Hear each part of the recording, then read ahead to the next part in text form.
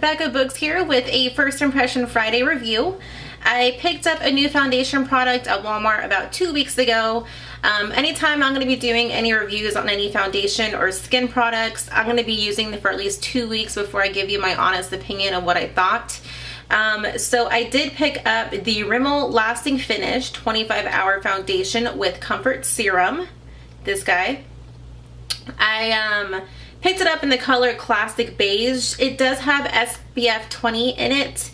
It states it's a skin perfecting full coverage foundation, and the back says full coverage foundation enriched with comfort serum.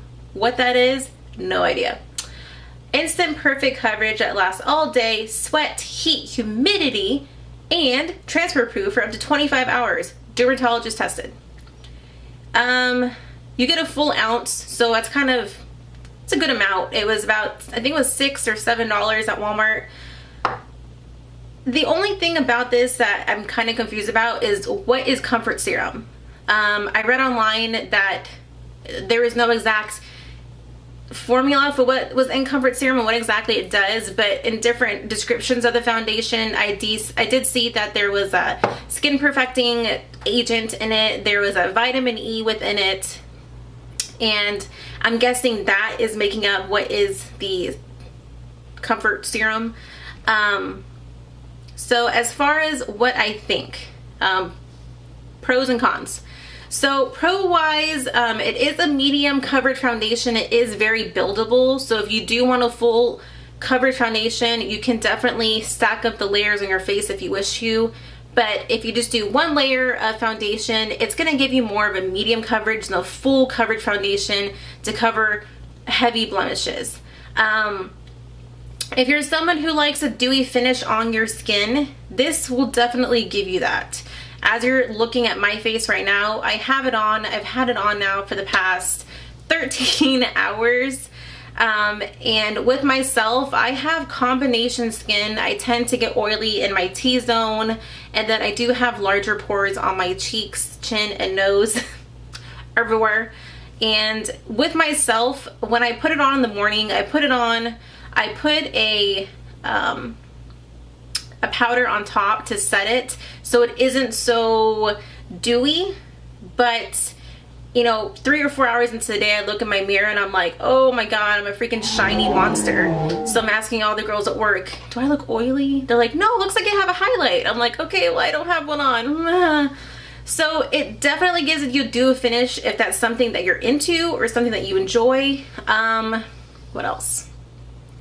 Well, with saying that, as far as giving a dewy / maybe oily if you're oily skin type, it is going to be a really great foundation for people dry to normally skin, because it is going to give you that extra moisture and hydration in the face, versus if you're oily skin, do not use this foundation. It is going to drive you insane. You're going to hate it. You're going to feel like you're dripping off oil off your face.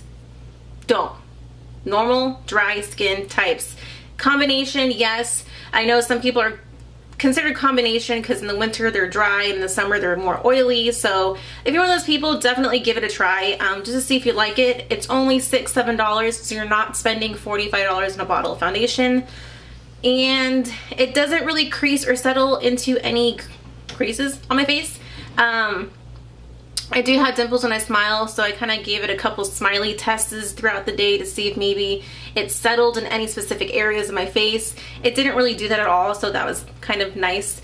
It didn't irritate my skin for the past 2 weeks. I don't have extremely sensitive skin, but I definitely can get breakouts. So once I get one, it's like a little cluster will form.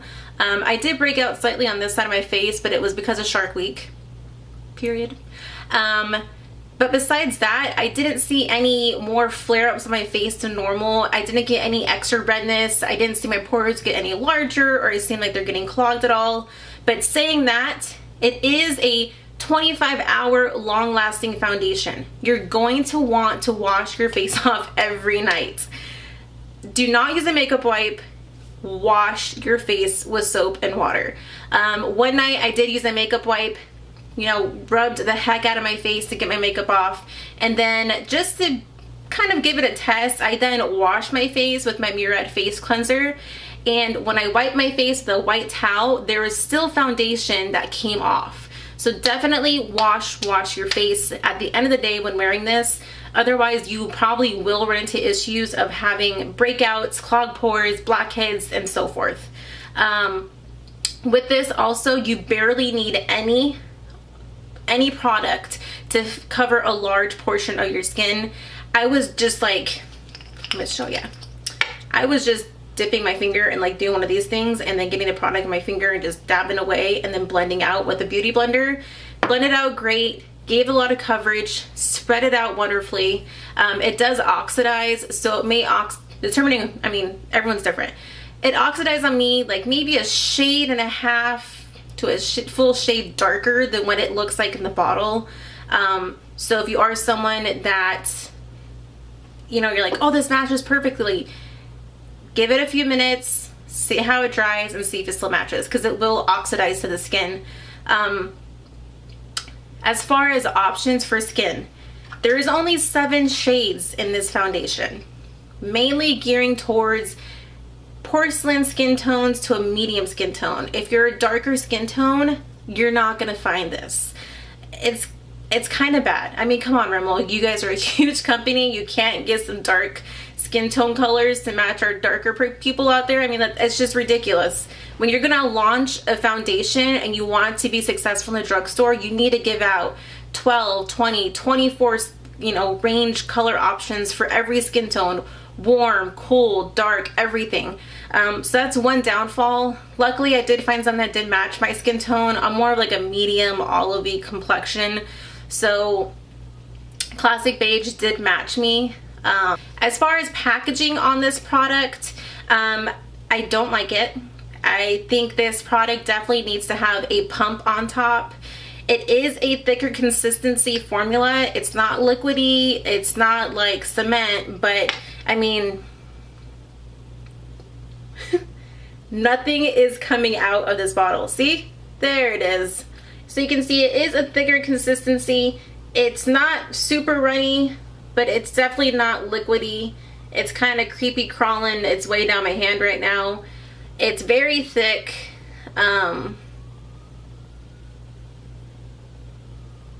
To kind of compare it, it's not as thick as the Kat Von D Lock-It foundation. I would say maybe, I don't really know any foundations that are similar in consistency to this, because I don't ever buy, I don't know, thick foundations. I tried the Kat Von D. I love her to death. I love her eyeshadows. I love her eyeliner. I love her lipsticks. But her foundation was like cake. It was like rubbing on some just paint plaster on your face.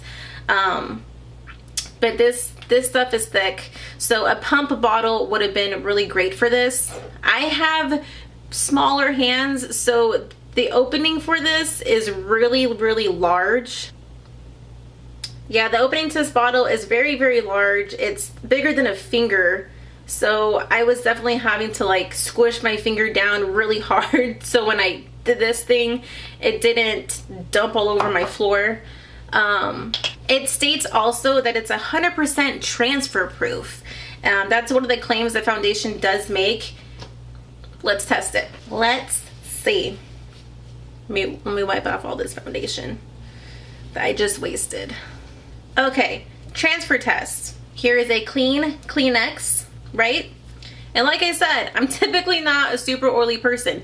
I mean, do you see all the shine that's getting reflected right now off my face? It's gross. So let's just pat away. I use the translucent powder, so anything that does transfer off onto this tissue is not going to be powder or a setting powder, because I use translucent. Oh, there's some lipstick on there. Let's see, because I feel so shiny. Okay, so definitely not 100% transfer proof. You can see some pigment did transfer to the Kleenex besides my red lipstick, but it's not 100% transfer proof. I mean, let's just wipe the forehead completely and the nose. Yeah, I mean, not transfer proof. That is a really hard claim to make, something stating that it's completely 100% transfer proof. So overall, well, no, I did, okay. I also used the foundation with a few different bases. I used just a lotion moisturizer underneath. Stayed put just as fine. I used a high-end, can't think. Okay, high-end face primer. Hello. I used a high-end face primer. I used Benefit Professional. I also used Dr. Bandit. And then I also tried a drugstore. I used the Maybelline Baby Skin Instant Pore Eraser. It performed the same with every base. This is supposed to have already in it almost like a skin primer, so you're not having to worry about priming the face. That's one of the other magical ingredients that's supposed to be in this foundation. But it did perform the same with every base I did put or did not put. So overall, if you are someone who's fair skinned to medium skin tone, especially if you're like super fair and you had trouble finding foundations, because I know people who are really, really light skinned and fair skinned have issues finding foundation, check this out. As long as you're normal to dry skin tone, skin type. If you're normal dry skin type, try it. If you are oily or combination, don't even bother. You're gonna hate it. You're gonna hate it. You're gonna hate it. What? I feel like I'm gonna say something. Oh, another con I just thought of. It does leave a sticky texture on the face, but I believe that's because I'm combination skin type. So to the touch, like I feel oily. Like I feel very, very oily. I feel gross. It's gross.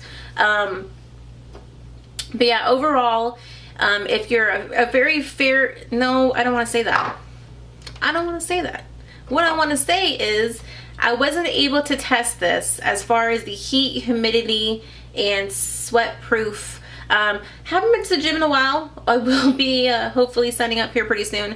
But when it comes to Arizona, I can't wait for summer to come so I can pull this guy out and see how it does withstand the 110, 115 degree weather that we do experience, because this may be a holy grail for Arizonians and people in the Southwest who experience extreme heat and humidity. We don't get the humidity, but you know what I mean. So this may end up being a holy grail product for us in the Southwest area where we're dying of heat stroke every day in the summer, because throughout the summer we tend to feel kind of like your makeup's just like melting, like dripping off your face, and you have streaky marks, and it's not a fun thing. But I will definitely try that again. Overall though, this is not a bad foundation. It's really, really well. It covers well. It's just my skin type. It doesn't seem to agree with it completely, because I don't like to look dewy. I like a more normal finish on my skin. So if you are a very fair person, a medium person, definitely check it out. If you have normal to dry skin, combination, if you want to try it, give it a go. Everyone's different, so you may like it more than I did. Overall, I'd probably rate this product about a 7.5. It's just a good bang for your buck. But besides that, I don't really think I have anything else to say about this. So once again, Rimmel London's Lasting Finish 25 Hour with Comfort Serum Foundation. Give it a try if you want to. There's coupons out there. You can probably get it for $3 at your CVS, Walgreens, local drugstore. But besides that, thank you for watching. Please subscribe. If you guys have any questions or any comments to leave regarding the foundation or any videos you'd like to see me record, definitely comment down below. Thumbs up the video if you want some more reviews. I have some new products that I can go ahead and review for you. And besides that, thanks for watching. Please subscribe, and Boogs out.